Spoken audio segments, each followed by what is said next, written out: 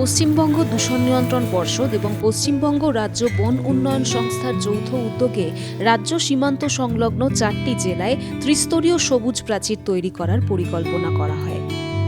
ইতিমধ্যেই ঝাড়গ্রাম ও পুরুলিয়ার জয়পুর রেঞ্জে প্রথম পর্যায়ের কাজ সম্পন্ন হয়েছে।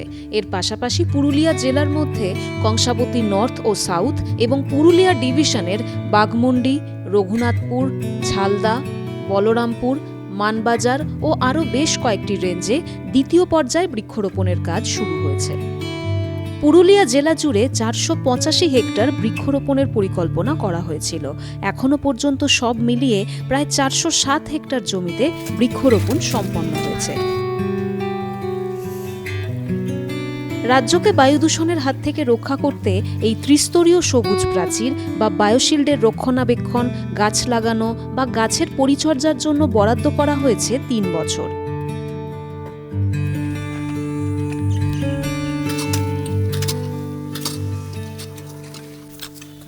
এবং এই কাজের দায়িত্বে আছে স্থানীয় কর্মীরাই।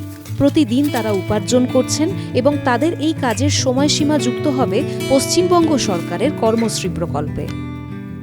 আমাদের যারা জেএফএমসি আছেন, জয়েন্ট ফরেস্ট ম্যানেজমেন্ট কমিটি, তাদেরকে নিয়েই পুরো প্রজেক্ট। আমাদের প্ল্যান্টেশনে যারা কাজ করেছেন তারা সবাই জেএফএমসির লোক, তারা কাজ করেছেন এবং এই প্ল্যান্টেশনের মাধ্যমে অনেকটাই ম্যান্ডেজ জেনারেটেড হচ্ছে, যেটা আমাদের পশ্চিমবঙ্গ সরকারের কর্মশ্রী পোর্টালে পুরোটা দেখা যাবে।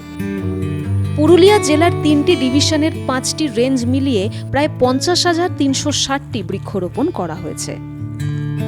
এই মুহূর্তে গোটা পুরুলিয়া জেলায় যে 406.5 হেক্টর যে প্ল্যান্টেশন আমরা করেছি, এটা আমরা খুব ভালোভাবে এটাকে মেনটেন করতে পারবো এবং নেক্সট ফেজে আরও যাতে আমরা প্ল্যান্টেশন করতে পারি তার জন্য গ্রিন প্রজেক্ট সুইং এবং WBPCB ওনাদের আলোচনা চলছে।